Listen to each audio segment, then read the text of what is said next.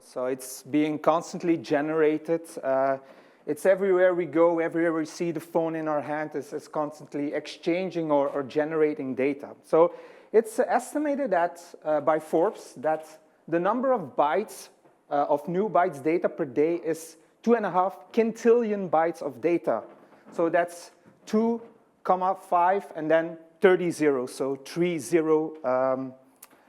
amount of bytes per data. So, and a lot of that data, again, by Forbes, is 80% of that data is in an unstructured format. It's pictures, it's videos, it's PowerPoint, PDF files, especially when in businesses, the amount of unstructured data is around 80%. And that means that businesses, it can cost time and money to make clear decisions based on that data. And data really has the possibility to become an asset or a burden. And then it's super important to extract as much information from the data as possible.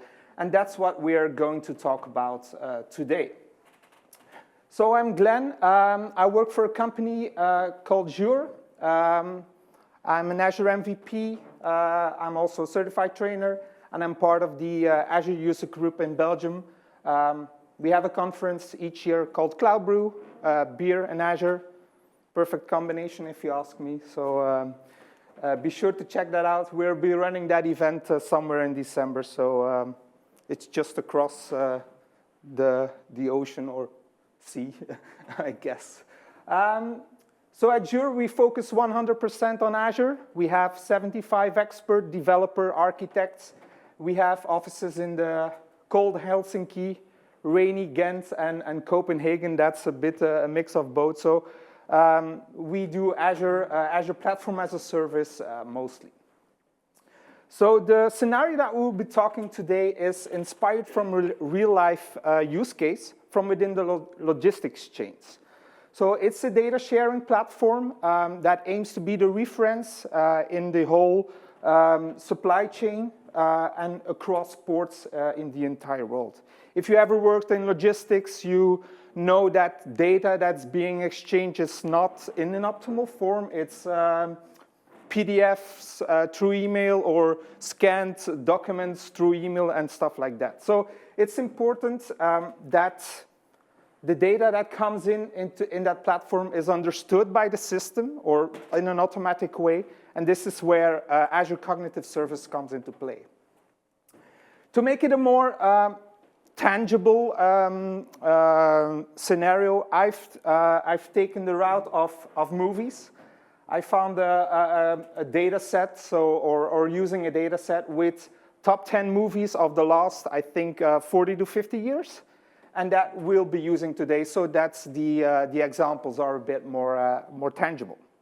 So the scenario. So we have a data producer that is uploading data in a structured format, metadata in CosmosDB. And we also have that same data producer storing unstructured data within blob storage. Through an amazing service called Event Grid, we will trigger an Azure function, and that Azure function on itself will trigger Azure Cognitive Search to trigger reindexing. Azure Cognitive Search will be responsible for doing the OCR classification of that images, and that will feed back all that OCR data towards CosmosDB. In that way, our CosmosDB will contain metadata of our movies, but also will contain OCR data, so object classification recognition data from that image. So we will come back to it later. It will extract people names, it will extract certain tags, and we will all feed that back towards CosmosDB. And then, because we're running pretty complex queries on CosmosDB, coming back to that later, we will also create an index on top of CosmosDB that we will use for our website. So maybe let me show you what the end result of this website should be. So let me just fire this up quickly. So I want to apologize for my front-end skills. This is the best I can do. Apologies for that. So This is a website, or whatever you call it, that is querying CosmosDB behind the scenes. So, and it's querying it on image tags and metadata. So what we could do is, for example, like search something like, my caps lock is on, like monsters or something like that, and then some data should come back or not. So monsters, the Monsters, Inc. movies, as you know, or let's do like aliens, and then aliens is coming back. So this is being fed from CosmosDB and yeah, working on that metadata and that image recognition. So open back to the slides.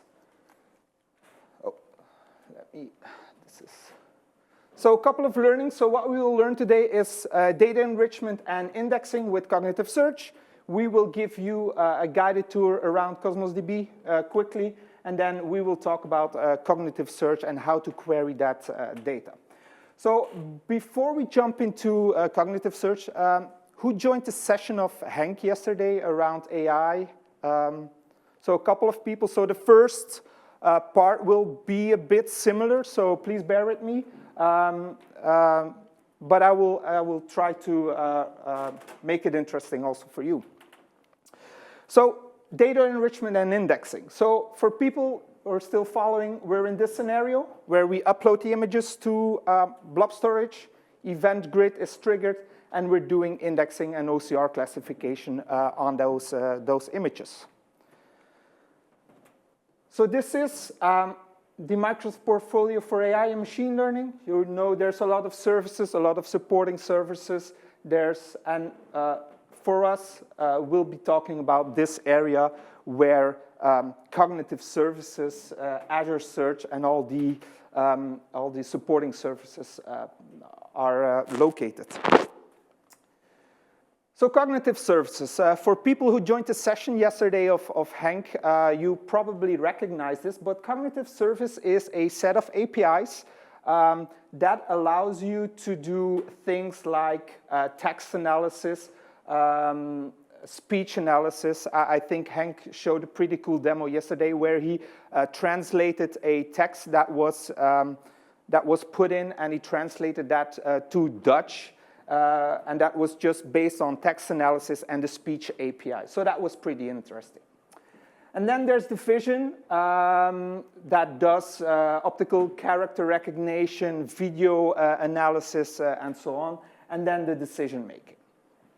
So this is like the base layer of cognitive services. All of those, however, are built on top of the machine learning service from Azure itself, but that's completely extracted away from you. On top of that, there's, and maybe I should have flipped those boxes. On top of that, built on this the set of API, there's like a set of pre-built, let us say, products or services for you, allowing you to do form recognition, video analysis. Also, Henk showed the demo yesterday on that.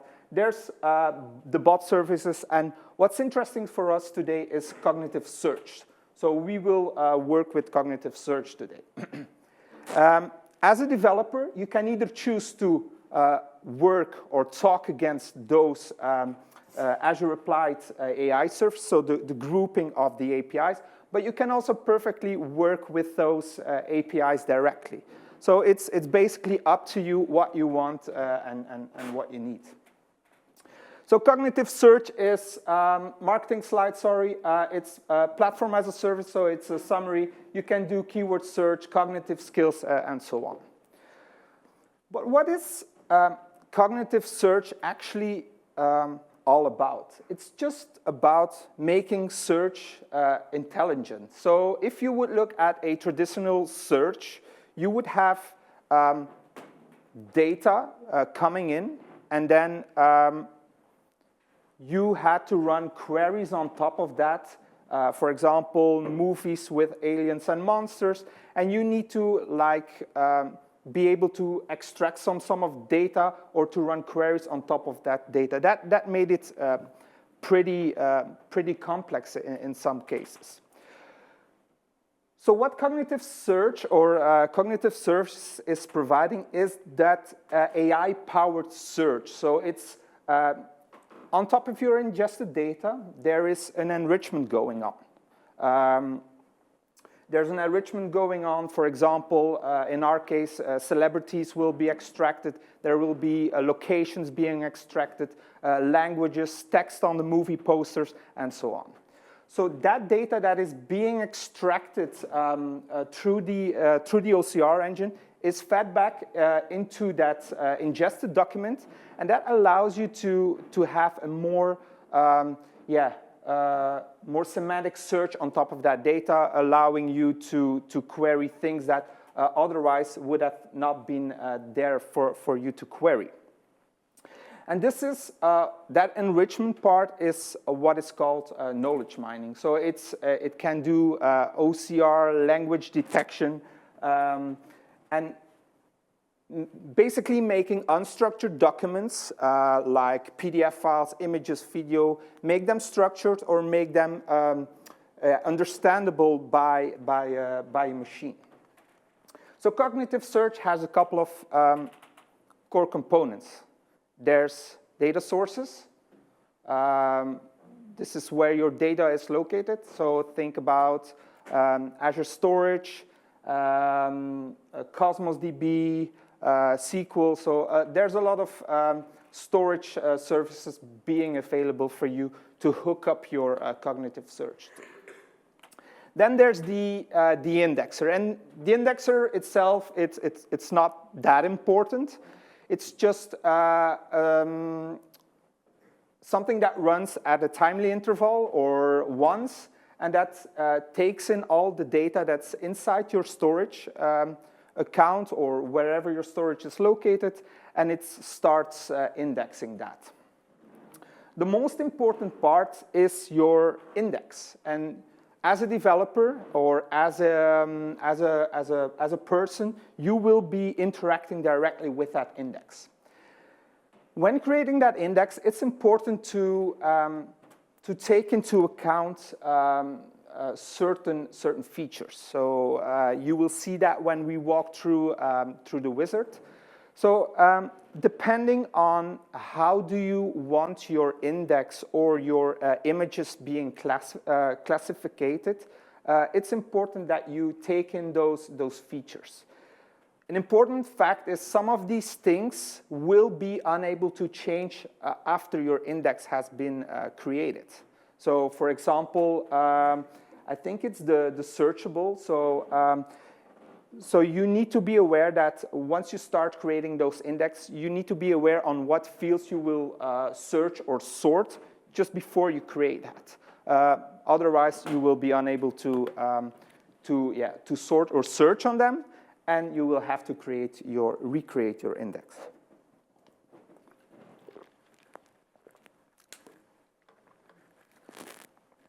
So if we take a look at the end-to-end flow of cognitive search, it's, first of all, we have our data. So our data is fed through or is read by the indexing mechanism. And then it's pushed towards an enrichment pipeline. Of course, that enrichment pipeline is basically extracted away from you because you're using cognitive services.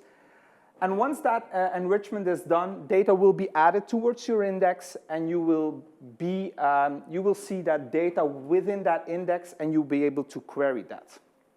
So if we took a look at that enrichment pipeline, so it's just data being put in. There's the cognitive skills that we've talked about in the beginning, and then it will annotate those documents and then add them to your index for searching. So let's maybe jump immediately to a demo. So let's open up Azure. Let me close this one off. So let's first of all go to our storage account. So I have a blob container that contains movies. So if we take a random movie and click it here, you will see here that, yeah, there's some movie posters in there. This one is Jurassic Park 3. So if we would go to search then, cognitive search, let me open this one.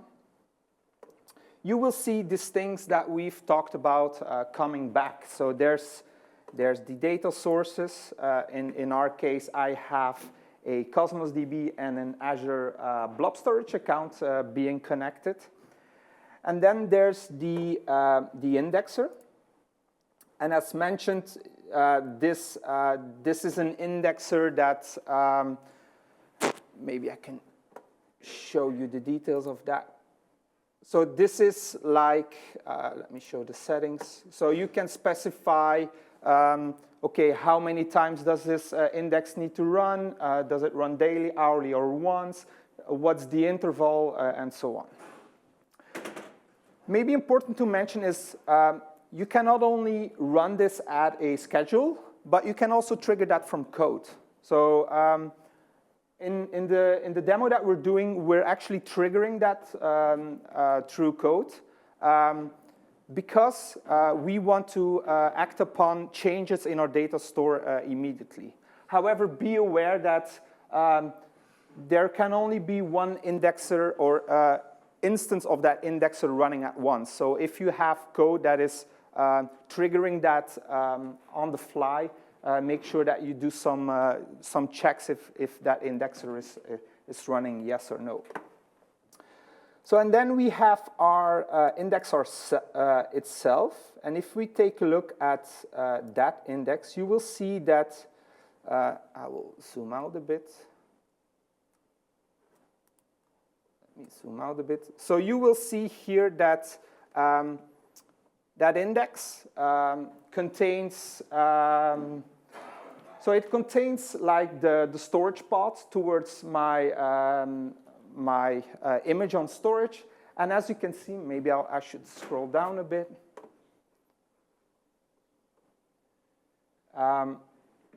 It extracted things like locations, a dinosaur, it's extracted text, it's extracted image captions, so it recognized things from it in the image.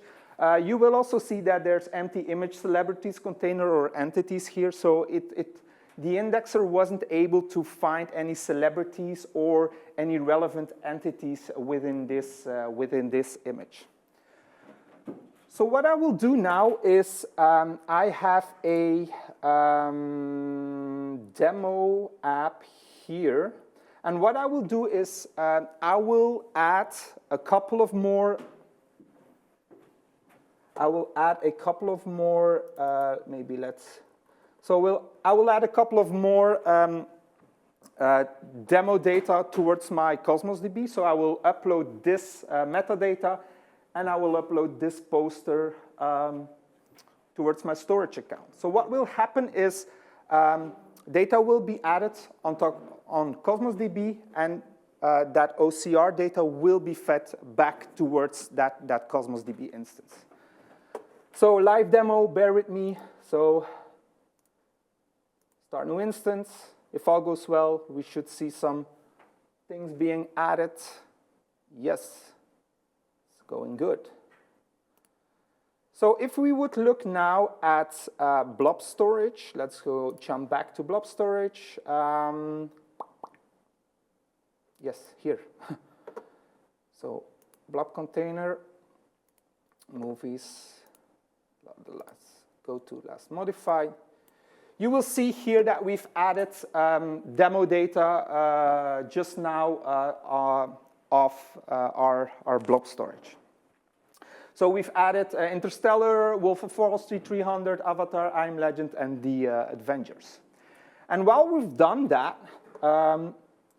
if all goes well, our indexer should have been triggered. And you can see here that it does. So you can see that the indexer ran a couple of minutes ago, and we've added 6 documents to our index. So our indexer recognized, okay, there's 6 new images from within the storage account. So I will go and take a look on those things. So if we would now go to our index ourselves, this one, and I would query something like, let me maybe just take the name to be sure. Sorry for the hiccup. Blob container, movies, take the last modified. Let's just take one. Let's do the Avengers. Let me just take the name here.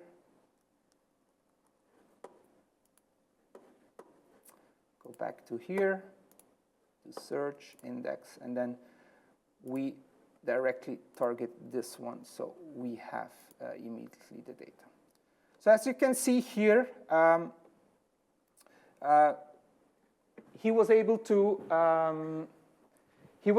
find that data. So here it's the time is a bit off because it's in UTC. But you see, we've added the metadata from our storage. And what is interesting in this case is from that image, he was able to extract people. So and he was able to do like key phrases on top of that. He did some translation of the text.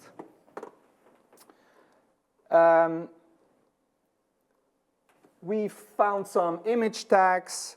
We did found some celebrities. And that was all done by the engine itself without me programming a single line of code.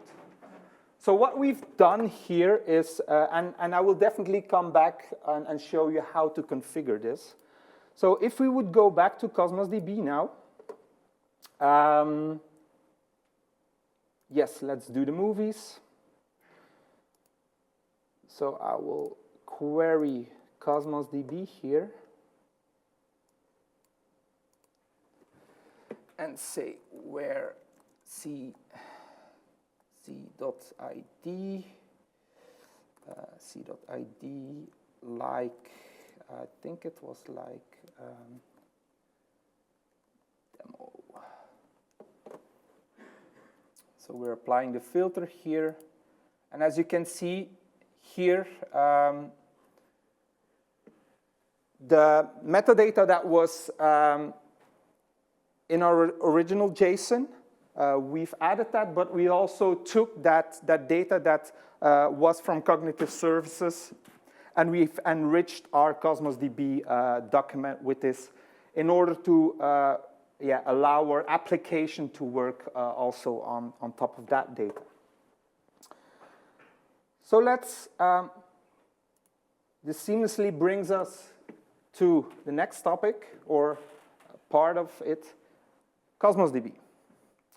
So if you're still with me, we're in this part where we have enriched data from storage, and we have CosmosDB. So CosmosDB is a NoSQL database. So if you're familiar with NoSQL or not, it's a non-relational database. It is, by definition, schemaless, and it's really optimized and designed for scale-out or for cloud. So the NoSQL databases usually share these concepts. CosmosDB supports a couple of NoSQL data models. So it supports key value. It supports documents, it supports a graph database or a column family store database. And the advantage of CosmosDB is that it offers a whole range of APIs and SDKs to access your data or to query your data or to store your data in the format that you're aware of. For example, it supports a whole range of open source models. Think about MongoDB and stuff like that. this is all abstracted away from you when you work with CosmosDB. So data is automatically being indexed with no schema necessary, and the goal of CosmosDB is actually to create or to have super fast queries. So CosmosDB, it's all about rich querying over diverse data. It's super easy to make your data globally distributed. So with a couple of clicks, you can either make your data available like in Europe, but you can also add replicas across the world in order to have faster access time to your data. Enables rapid development. What is meant over there? It's, as said, it supports a whole range of APIs, SDKs. It works with open source models, so it's really great. And that's, of course, it's aimed to have like triple digit 9 availability across the world. So one key thing of CosmosDB is partitioning. So partitioning is necessary to optimize both your reads and writes. It doesn't make that much difference when you're working on a small set of data, but it becomes really critical when you're working at scale. The reason for that is the more data that's in there, or the bigger your data set is, the more your data is spread across what is called a physical partition. A physical partition is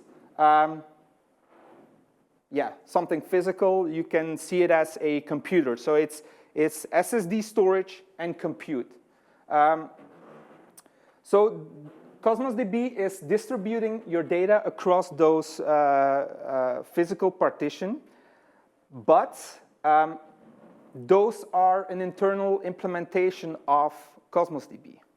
As a developer or as a person working with CosmosDB, you should not focus too much on physical partition because it's completely out of your control. It's managed by CosmosDB, so you don't have to worry about that. However, you need to be aware of how they are working, how things are working. There is, however, a way to control partitioning of your data across those physical partitions.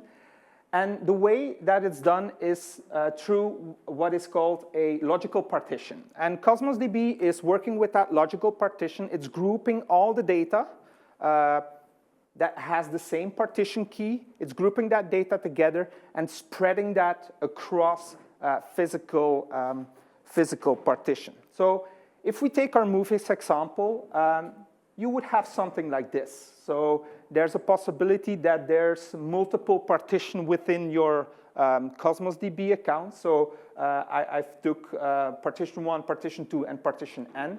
And you see that because the fact we've chosen release here as a partition key, he will group those entities or those data together, and he will keep them together and spread them across your physical partition. So as data becomes, as there is more data being added on top of your CosmosDB, you can see that the amount of physical partitions can grow, and your data is being spread across that across those physical partitions. However, your logical partition will always be together, and that's important for querying data and other actions upon that data within CosmosDB, but I will come back to that later. So if you take something away from this session, remember CosmosDB, it's all about the partition key. To give a better idea is, in our case, if we choose release here as a partition key, that was pretty easy because I think I've had the top 15 movies of each year, so it's pretty evenly distributed. So if you spread them, release year or every logical partition would have 15 documents within that partition. If we take something else, for example, if we would choose genre as a partition key, we would see that action movies represent a far bigger bucket of data than Westerns. Apparently, nobody likes Westerns. But so you will see here that the amount of data is not evenly distributed. And if we take a look at this one, this is what is called a hot partition, meaning that there's, compared to the other partition, there's a lot more data in there, and that will eventually start influencing your performance of CosmosDB, and will also mean that you will be charged more on top of that. Because how CosmosDB is working, or what is being advised when querying, it's the advice there is to, at most as possible, try to include the partition key within your queries.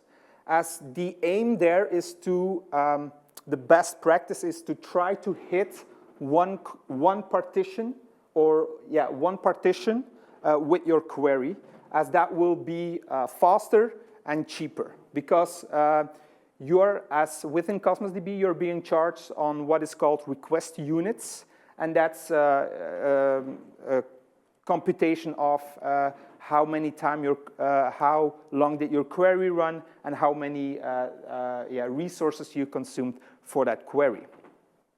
So it's important to really target that single partition, as it will be faster and cheaper for you to query that data. So talking about querying, it's CosmosDB is considered collocation of entities. If you're coming from a SQL world and you're doing database optimization, it's used to work with foreign keys and spread data across different tables. With CosmosDB, it's or NoSQL concept, it's a bit different. So the goal there, or should be, is putting entities together so that you have all the data that you need for your application in a single query or a single hit. So it's all about optimizing and minimizing your query scope. Again, think about your partition key in that case, and all the things there. So as already mentioned, try to store whole documents or results. This will, again, minimize your query scope and minimize the amount of interactions you need to do with CosmosDB and so on. However, be aware of the size. It's an anti-pattern to store really big documents within CosmosDB. I think the limit there is 2 megabytes. So if you really want to store a big document, what is usually recommended is to work with some sort of claim check pattern where you add the reference to an external storage inside your CosmosDB and just grab that data from there. But again, those are things to take into account. Also think about your indexes. You can index on fields. You can have different type of indexes defined. Also try to optimize them as much as possible. So if you need really complex search queries, if it's more like a semantic search that you want to do, it's better to put cognitive search in front of your CosmosDB, which allows you to do those more complex queries and not be charged a lot for your queries. So remember, one thing I do want to stress out, especially when we're talking about point 1 and 2, storage is much cheaper than compute. So again, collocate your entities, store your whole documents in order to have those things together. So cognitive search with CosmosDB, there's 2 things I want to mention here. So how cognitive search is working with CosmosDB, and you will see that when we start configuring that, is it uses something like a high watermark. That's an internal implementation, and it's working with the timestamp of the document. So what it will do, Azure Cognitive Search will only add documents to your index when this timestamp has changed since the last time he visited it. This is something that you don't need to worry about when you're using the default query like this one, but you can define your own queries when working with cognitive search. And then this one really becomes important when you do that. The next thing is the is deleted. So by default, if you delete a document from CosmosDB, that document will still exist within your index. And this is where the is deleted is true, and that acts like a bit like a soft delete. So as soon as you add the is delete field on your document and mark it as true, the index will start picking that up, and it will remove that from your index. Using this strategy allows you to manage your index and to also delete documents that are inside your index from that. With that said, let's jump to another demo.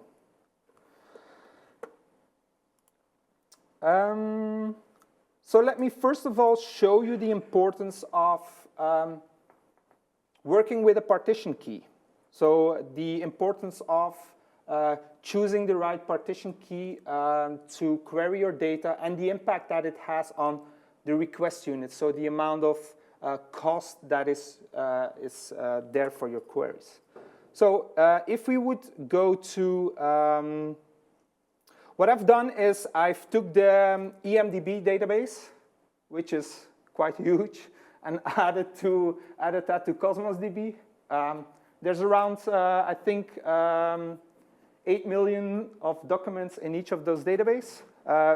And this is starting to get big. So again, there it's important to have the right query defined. So if we go to genre here, and if I do a query where c dot release year equals, let us say, what happened in the year 2000? Nobody knows. Let me take that query, execute the query. And if you work with CosmosDB, I never heard of this movie. So if we look at the query statistics, and this is an interesting one. So if you work with CosmosDB and working with that data, you can start analyzing your query and how much this consumes. And you would see here, maybe let's zoom in a bit so that you can see here. So you can see here that this query consumed around 1,629 request units to just hit that release year of that query. And if we would look at, okay, what is this all about?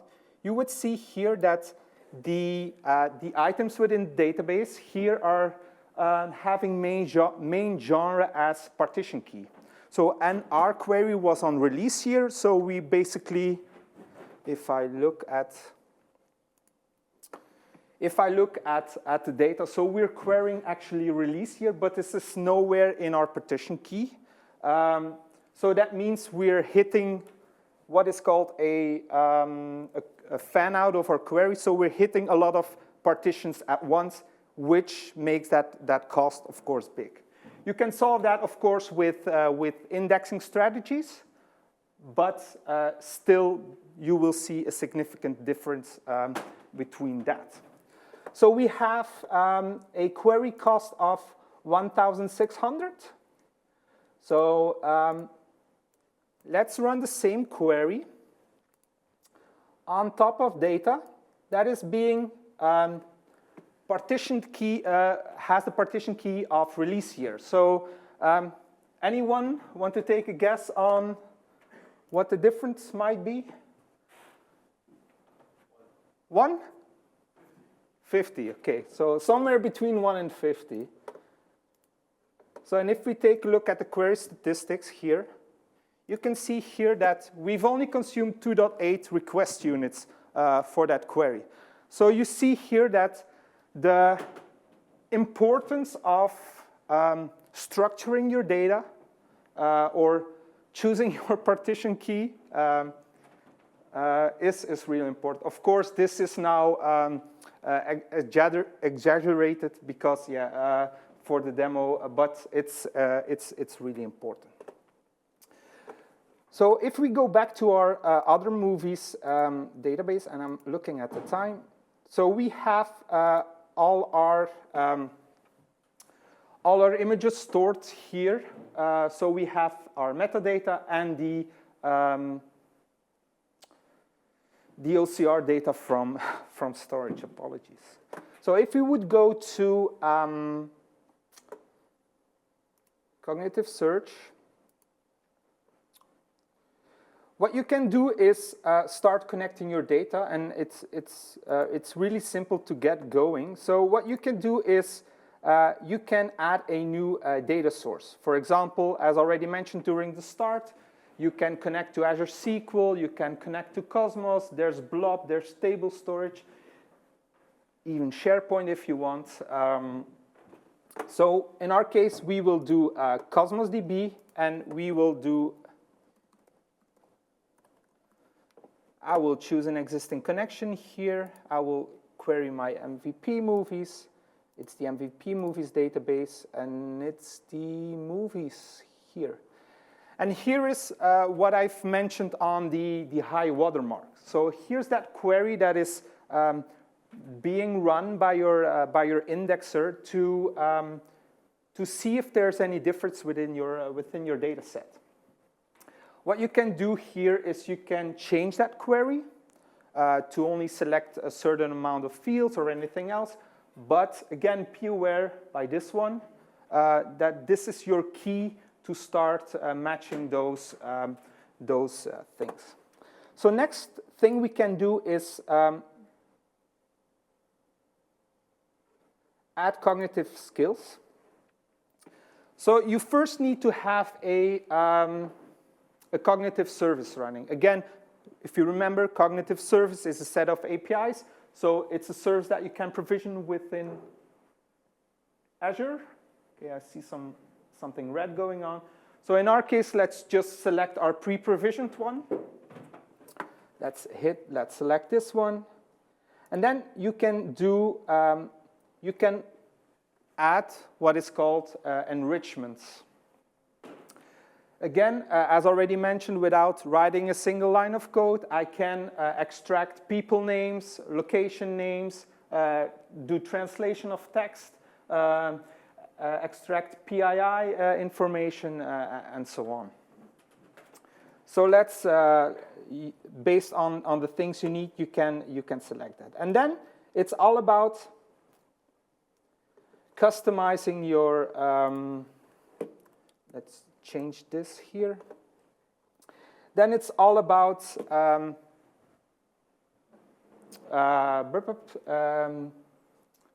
doing the index. So preparing your index with the configuration that you need. So Do you want your fields to be retrievable? Do you want to be able, for example, to filter on studio? Do you want to filter on main genre, subgenre? There's also a thing called grouping of entities together to group them together, or to have like to extract some sort of grouping. And this is what is called faceable. And then searchable, you can add them, and then if you want to sort on certain fields, you can also have that. For example, I want to sort on ranking and rating. Once you've done that, you can create an indexer. Again, that indexer is a thing that runs in an automatic way once hourly or daily. So once this is done, we will run that indexer. We will submit that. And now that indexer will be created. It will run, and it will start adding documents. So this is our new index that is being created. If we are looking here, you can see that's in process. Within a couple of seconds, we should see all those documents being added. So let's give it a couple of more. So let's jump back or come back to this in the next demo. So we're here now. Here, sorry. So we have our metadata within CosmosDB. We have that enriched data over there. And now we're going to create that. We're going at CosmosDB indexing on top of that data. So there's, if you want to query cognitive search, there is, the scope for your search is always the index. And if you remember this one, I've talked about it a couple of times, it's important that you've matched these properties with the things you want to query. So querying is all about, there's full text search, you can do filtering, you can do sorting, you can do hit lightning, you can do autocomplete, you can do geospatial search, so you can define a circle, and then on certain fields, cognitive search will search within that circle for you. And then there's a certain, if you have an index, I will show you that later, you will have a certain scoring of that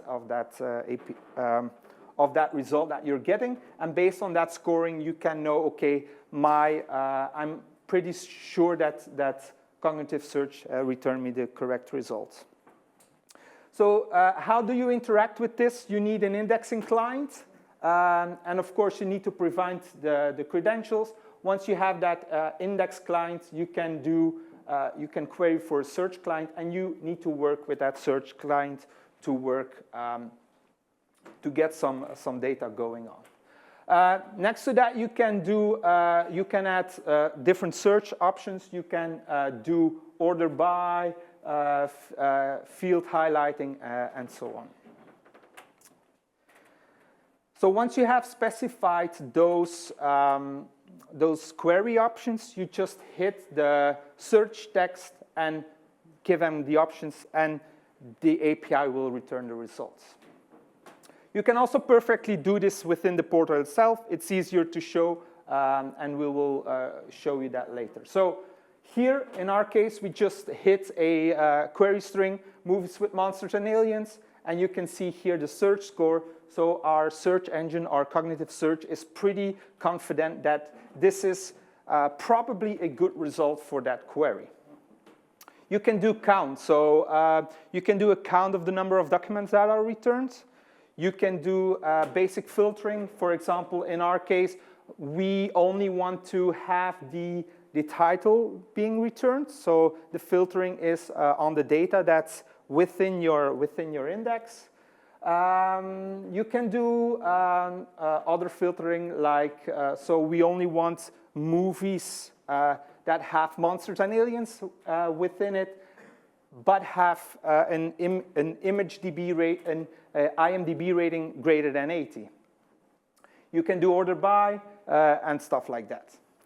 So given the time, let's quickly go through our search, cognitive search. And as you can see here, our indexer ran, and he was able to add 401 documents. So, and if we go back to the index of that was created in the previous demo, you should see some data being added. So Pocahontas is first here. So let's now show you that index. And as you can see here, let's do just movie.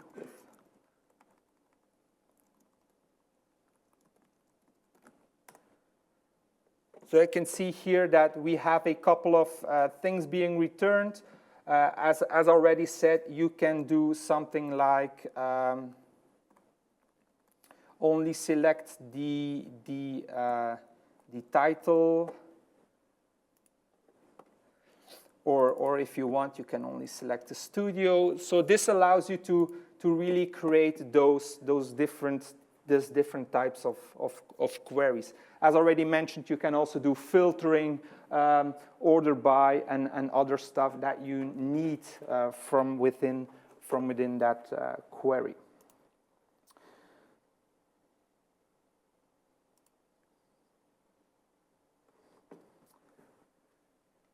So it's time to almost wrap it up.